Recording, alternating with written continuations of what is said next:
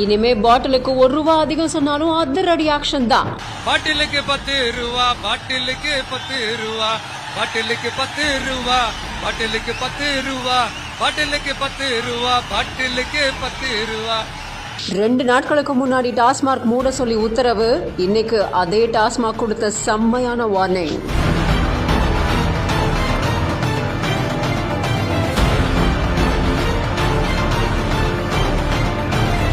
தமிழகம் முழுக்க இயங்கி வரக்கூடிய டாஸ்மாக் மதுபான கடைகள் பாத்தீங்கன்னா பள்ளி வளாகம் முன்னாடியும் கோவில்களுக்கு பக்கத்தில் இருக்கக்கூடிய டாஸ்மாக் மதுபான கடைகளை மூட சொல்லி தமிழக முதல்வரான திரு ஜோசப் விஜய் அவர்கள் உத்தரவிட்டிருந்தாரு. இதைத் தொடர்ந்து பல இடங்கள்ல மதுபான கடைகளும் மூடப்பட்டிருந்தது. இந்த சூழ்நிலையில குறைவான இடங்கள்ல குறைவான மதுபான கடைகள் மட்டுமே இயங்கிட்டு இருக்கிற நிலையில கூடுதலான விலைக்கு மதுபான விற்பனை செய்யப்பட்டு வரதாகவும் இதை தடுக்கிற விதமா பறக்கும் படை இணை ஆட்சியர்கள் சிறப்பு ஆய்வு குழுவினர் அதிரடியா சோதனை செய்யும்படி டாஸ்மாக் நிர்வாகம் உத்தரவிட்டிருக்காங்க. ஒரு மது பாட்டிலுக்கு ₹10 ₹30 வரைக்கும் கூடுதல் விலை வச்சு விற்கிறதா புகார் எழுந்திருக்க இந்த நிலையில பறக்கும் படை அதிகாரிகள் பல இடங்களுக்கு சென்று ஆய்வுகளை மேற்கொண்டிருக்காங்க.